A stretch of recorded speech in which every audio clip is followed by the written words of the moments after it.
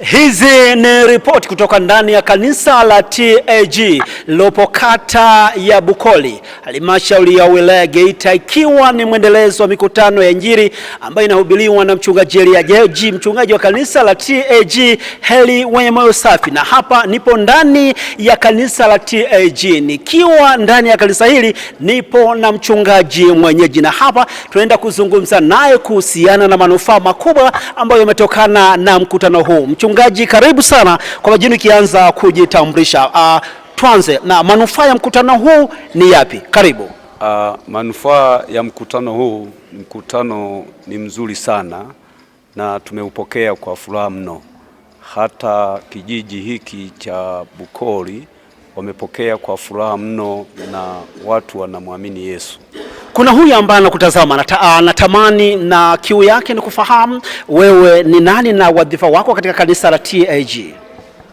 Asante sana. Mimi kwa majina yangu ambayo nafahamika na ni mchungaji wa kanisa la Tanzania Assemblies of God, naitwa mchungaji Daudi John Gwalanda. Ni mzaliwa wa hapa Bukoli na Bwana ameniita hapa Bukoli na kaniita ninamtumikia Bwana katika kanisa hili zuri la Tanzania Assemblies of God. Na mchungaji, tufahamu yapi manufaa ambayo yametokana na mkutano huu wa Injili, ikiwa leo hii tupo mwishoni kabisa kuhitimisha mkutano wa Injili? Manufaa, tumeona watu wameokoka, na leo katika ibada ya Jumapili tumepokea watu 5 ambao wameokoka ndani ya mkutano ule, na tumekuwa nao kanisani kwenye ibada na tunaendelea kumuona Mungu, na watu wamefunguliwa, wengine walikuwa ni wagonjwa. Tumemwona Bwana akiwahudumia watu wake. Mchungaji, umesema kwamba kupitia mkutano huu kuna watu ambao wamepokea Yesu na wamekiri kuwa yeye ndio mwokozi wa maisha yao. Pengine mkakati na mpango maalum wa kanisa katika kuendelea kuwalea hawa ambao wameokoka kiimani ni upi? Mkakati upo.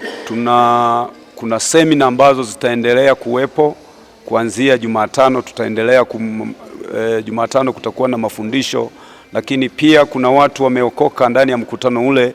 Mkakati upo kwa ajili ya kuwafuatilia kila mmoja, kuhakikisha kwamba tumemfikia na tumemrejesha kurudi nyumbani mwa Bwana. Na kupitia mikutano mbalimbali ambayo imekuwa ikihubiriwa, moja kati ya changamoto kubwa ambayo imekuwa ikiibuka ni pamoja na ile hali watu wanaokoka, lakini ufuatiliaji umekuwa ukidorora. Pengine mchungaji, tuambie changamoto kubwa ni nini? Changamoto zinazotokea kwa ajili ya kutokuwafuatilia watu, nakuta ndani ya waumini waliokoka zamani, unakuta wana majukumu mengi, wanashindwa kuwafuatilia waongofu wapya, kwa sababu mwongofu mpya anapookoka anatakiwa alelewe kama mtoto, anyonyeshwe maziwa kama mtoto aliyezaliwa, awe na mtu wa karibu sana ili aweze kukulia wokovu. Na sasa tumeona kwamba leo kuna watu wameandika historia kwa mwaka 2026 wamempokea Yesu kuwa ndio mwokozi wa maisha yao. Pengine sasa msimamo wa kanisa kwa kushirikiana na waumini ambao ndio wanaoishi nao kule mtaani ni upi? Msimamo ni kuendelea kuwafuatilia, lakini pia kuwafundisha neno la Mungu ili walijue na waweze kukulia wokovu. Mchungaji, moja kati ya kitu cha kufahamu ni kuhusiana na hali ya ushirikiano kati nyie watumishi wa Mungu na viongozi wa serikali za mitaa, hasa kwa mikutano hii ya Injili. Ushirikiano huwa ukoje? Ushirikiano na viongozi wa serikali ya mtaa, lakini serikali yetu ya Jamhuri ya Muungano tuna ushirikiano nao mzuri sana. Wametupa kibali cha mkutano wa pale ambapo tunafanyia katika viwanja vya senta kabisa pale Bukoli Bugogo.